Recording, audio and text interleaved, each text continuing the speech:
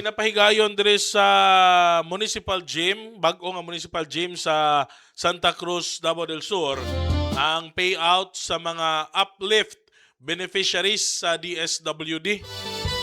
Mao nitong gi-announce ni Presidente Bongbong Marcos nga moghatag sila og tag 2,000 matag bulan gikan karon hantod sa Disyembre sa pipila ka mga benepisyaryo. Diri sa lungsod Santa Cruz, ingon ni Ma'am Nida Bulilan, ang provincial director. Mo maginin ato na andan no. Provincial director pero tawag nila na sa DSWD, Social Welfare and Development Officer, SWADO. Sa DSWD, Department of Social Welfare and Development, ingon siya nga 2,000 kapin ka mga benepisyaryo gikan sa Santa Cruz ang gitakda nga makadawat og tag 2,000 kada bulan. Lahi pod ni may gala dito sa mga 4-piece beneficiary ha. Kay katong mga 4-piece beneficiary, diretso na nila madawat sa ilahang mga ATM cards. Kay kanang mga 4-piece beneficiary kada bulan naman na sila sa nanas lay gunit daan nga ATM cards.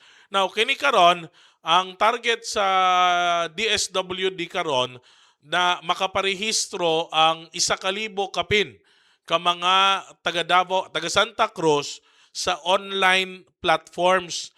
Kay kini nga uplift mostly online na niagi. Karon lang daw nga bulan ilan ning manual, kumbaga katong the usual payout ba nga moadto ka didto, pakita kasi mo ID, pirma ka didto, dawat kag cash. Karon ingana pa sa unang higayon na mag-payout sila cash to cash pa. Pero mo nang mas dugay ang ilang proseso. Kaya usually, bisang pagtag 3,000 kabuok na ang i-payout, kaya man na sa DSWD in 1 day.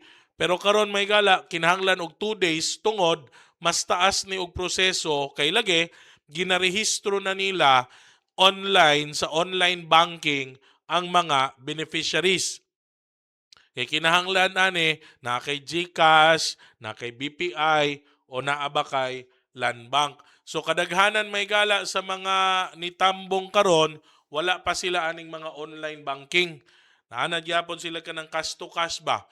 So kinahanglan pa sila nga magpa-rehistro online pinaagi sa GCash, Land Bank ug uban pa nga mga online banks. Kami din pero sinama may GCash. Ma'am, diri lang sa amo, ma'am. Nana may GCash daan, ma'am. I-send lang daan, ma'am. 0917. Bitaw ay. So mo ni may gala ha, programa ni sa national government, kabahin gyapon ni sa tabang sa national government alang sa mga katawhan sa lungsod sa Santa Cruz nga naapektahan sa krisis. Kay provincial government ato sa ligan, wag ito'y madaw-daw.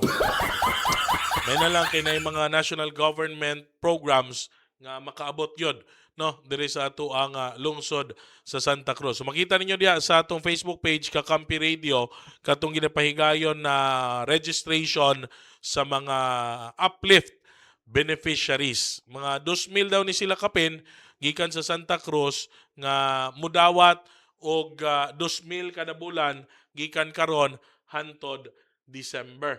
Sana all. Ano naman kami? Near poor man po mi. Kapit na po yung taon, Ma'am Nida, no?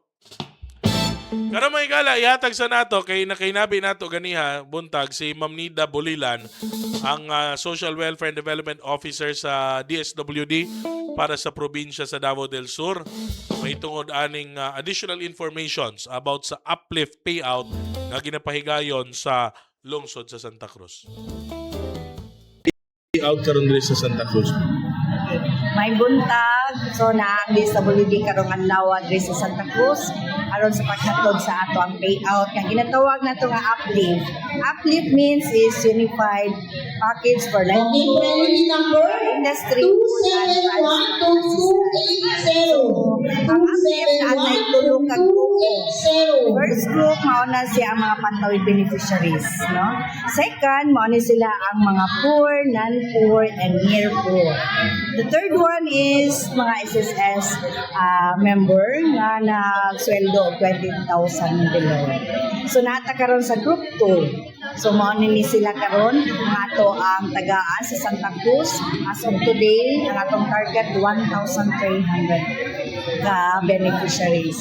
Then, ang ilang dawaton, no, ang purpose, ang group 1 is one time lang sila. Through sa ilahang ATM sa land bank nila. Then, ang group 2, man siya ang manual payout nga ginahimo na to karong adlaw nga 2,000 ilahang dawaton from July to December. So, unom kabulan sila magdawat. Then, same as sa SSS nga mga members. So, karon dirita sa group 2. So, atong ayuson ang ilahang mga detalye kay succeeding months dapat digital payments nita. Through nag GCash, mga landbank or any savings account na ato ang provider sa mga financial services providers. So, karon para proseso tungod ayuson nato ilang detalye. First, natay validation, tan-awon kung naagid sila sa listahan. Then ikaduha, mga ang printing of forms para dito sila ilahang pirmahan. Then dito sa assessment, mapirma na sila, ayuson na ilahang mga papilis. Then afterward, sila sa banking, itago sila, pikuhan na sila, sa mga nag-isip mga benefits. After tagging, G2P government to pay. Dito na, sa imuhang account, land bank ba, GCash ba, para maayos. Para sa succeeding na payout, dili na ta mag-manual. Digital payments. Afterwards, sa G2P, nanata sa Paymaster. So, unsaon, kinsay nag-identify sa mga beneficiaries. So, through sa CBMS last 2024 sa PSA, meaning CBMS is Community-Based Monitoring System. So, gikan ni sa PSA ang detalye ang mga beneficiaries karon nga qualified, no? So meaning kung mayroon katong PSA nga ilang survey, so ang target nato is the mga family head, no? Family head, sila ang maging beneficiary. But kung dili available si family head, si asawa or other members sa iyang family kung nasa roster. Kung wala sa roster, dili siya pwede mo daw. Within the roster lang din siya ang dapat mo daw. Dili pwede replacement, authorization from other person. Diha lang kita matuyok sa within sa iyang family members.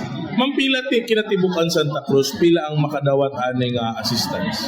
Ang Santa Cruz is naata sa 2,051 yata. So di na ko makuha ang exact number, basta 2,000 plus ang Santa Cruz. So duha ta kaadlaw diri sa Santa Cruz. Today, ang ato ang target is 1,300. The remaining numbers is tomorrow na, Saturday. That includes the 4-piece sa 2,000? No. Walay 4-piece diri. So ang 4-piece itong separate yun siya. Automatic sila mo dawat ko sa ilahang land bank account. ATM. So Ma'am, would it be easier kung si recipient, kabalo siya nga recipient siya, maghimo na siya daag GCash account niya? mas better para man sayo madali ta pag-abot diri sa proseso. Kaya diha sila madugay. Muagi pa sila sa GCash, muagi pa sila sa BPI, land bank. Kay tungod gi-invite nato ni atong mga partners para dili na sila mo atong layo. Daan na sila diri. So naa sila karon atong mga partners nga mga services, financial services providers. At the same time na ato kong partner from PSA. Kaya ang uban wala gyud sila ay national ID.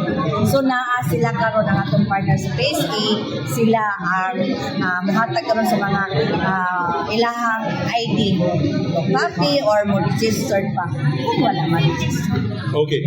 Now, ma'am, karon nga payout, manually tagaan pa sila cash. Yes, manually. Munawa silang 2,000. Yes. Pero sa mga succeeding, Digital na. na. Oh. Then karon atay problema. The rest, ang uban nga naa sa upland, like mga ato ang kauban sa IPs, wala din sila kailang cellphone, wala kailang sila usan ang GCash kay pagdato region. So, i-consider na to. Ato din siyang i-releasean. So, amo alang na i-remarks dito nga walay GCash, walay cellphone. So, si Central Office na bahala sa pag direct sa muaon niya sa second pay out. Now, may nang mapasabot nato sa mga tao kay nagareklamo nganong kami wala mi na-appeal. We are talking about CBMS. Dapat siguro sa next na CBMS mahimo tang participant ta matinud-ano ta sa pagtubag sa Okay, survey. ready number 291. Ang PSA nga nagkandak ani nga survey. Wala ko ni kabalo kung saan nila pagkandak.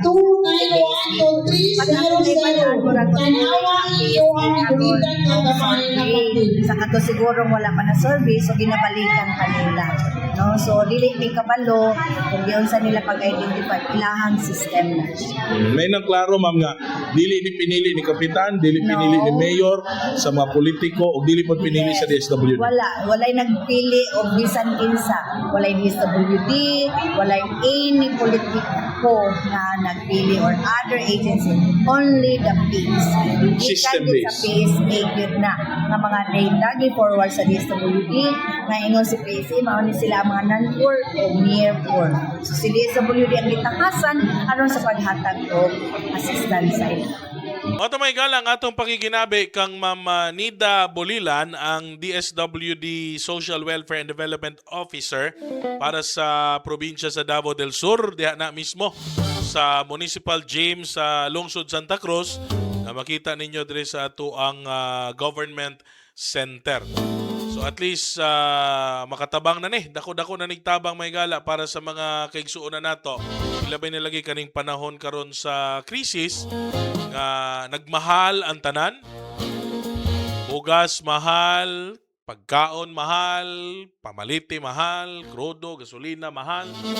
At least na effort pod from our national government na makahatag og tabang para sa mga kaigsuonan nato na mga kabos. Apil diha katong mga 4-piece beneficiary, kini sila ang group 2 nga ginatawag, itong mga near poor ug uban pang sektor ug lahi pod tong sa SSS, Social Security System member, na system-based gihapon. Si SSS pod nag-ingon nga morning mga angayan nga makadawat 2,000 pesos monthly ni sila ang ilang madawat gikan karong July hantod sa December. I-check daw na ako kung Gcash basig na inisulod.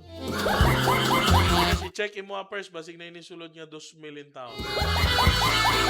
Pero katong sunod na bulan, diretso na dito na isulod ang inyong 2,000 monthly payout. Pero ayaw po ninyo i-scatter ha. Ipalit na ninyo ka ng pagkaon, bugas, o tabang sa bills ba, unsa ayaw in taon i-scatter. Ila man daw first, ila sang patubuon, basin daw mo daghan. So, sa nila, i-invest sa nila sa scatter. Ayaw in taon, ha, maluoy mo. Okay, hinaguan po na sa mga taxpayers. Diba, hinaguan po na sa mga nanarbaho, buwis po na sa mga tao. Apil gyapon inyo hagyapon, diba? Hindi po magsakit ang buot sa mga wa nakadawat. Kaya mo, manasunod nga issue na ron. Wa mi kadawat, niya ang nakadawat, gi-scatter. Hastang palduha. Pero di mo daog, hastang pildiha. Na paldo, pildi.